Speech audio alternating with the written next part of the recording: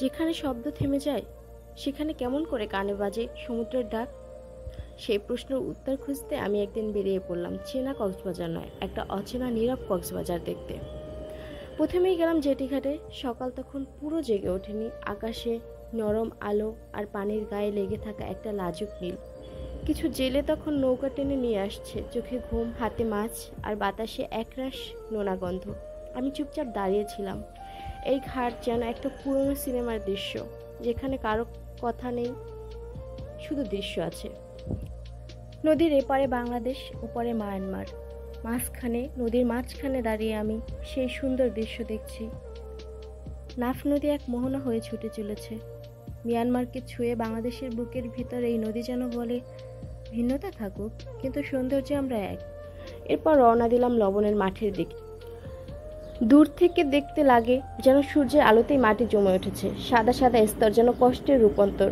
এক একজন মানুষ নুয়ে পড়ে নোনা জলের গায়ে, গা ছুঁয়ে দিনভর গড়ে তোলেন একরকম সাদা স্বপ্ন। আমার মনে হচ্ছিল লবণের সেই কণাগুলোর ভেতরে হয়তো জীবনের গভীরতম স্বপ্ন লুকিয়ে আছে। দুপুরের দিকে গাড়ি ছুটে চলল আরও দক্ষিণে, টেকনাফের পাহাড়ে। পাহাড় বেয়ে যখন চূড়ায় পৌঁছালাম, তখন নাফ নদী ঠিক আমার পায়ের নিচে। নদীটা যেন বাংলাদেশের গায়ে বাঁধা এক নীল কাঁথা, যার ওপারে অন্য দেশ, কিন্তু মাঝখানে শুধু এক অনন্ত নীরবতা। আমি তাকিয়ে রইলাম, কোনো শব্দ নেই, কেবল প্রকৃতি নিঃশব্দে বলে চলেছে, এখানে আসার জন্য ধন্যবাদ। নদীর বুকে জেগে ওঠা ছোট দ্বীপ আর আকাশের রং ধারণ করা পানি।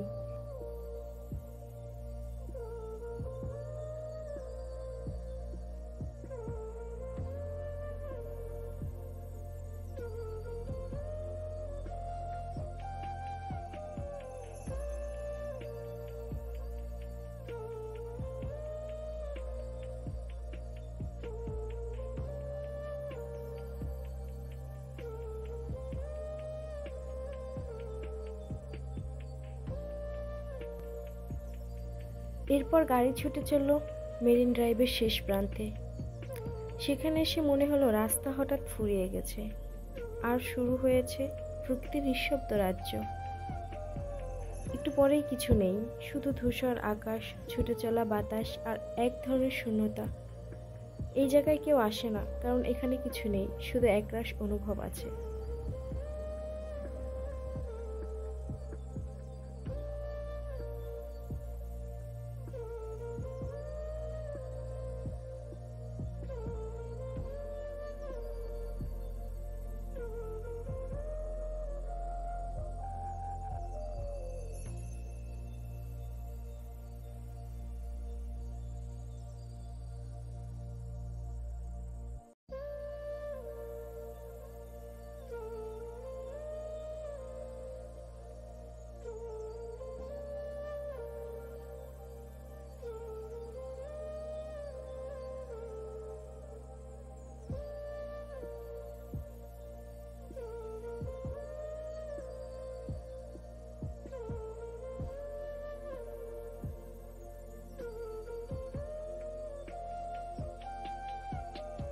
ফেরার পথে থামলাম পাটুয়ার থেকে, ছোট্ট একটা উপকূল। গ্রামের শিশুরা বাড়িতে খেলছে, দূরে গরু চড়ছে, আর সাগর যেন এক পুরনো লোকগান গাইছে নীরব সুরে। এটা কোনো পর্যটন স্পট না, এটা একটা আবেগের জায়গা। শেষ বিকেলে ফিরে আসছিলাম, মনে হচ্ছিল আজ একটা পুরো গল্প পড়ে শেষ করলাম, যেখানে কেউ কথা বলেনি, তবু প্রতিটা দৃশ্য যেন বলেছে, তোমাকে অনেক কিছু দেখাতে চেয়েছিলাম, তুমি কি সবটা দেখলে? কক্সবাজারের এই দিকটা আমরা দেখি না, কারণ এখানে ঢেউয়ের চিৎকার নেই, এখানে শুধু প্রকৃতি। আর কিছু না বলেই সে আপনার সঙ্গে অনেক কিছু বলে ফেলে।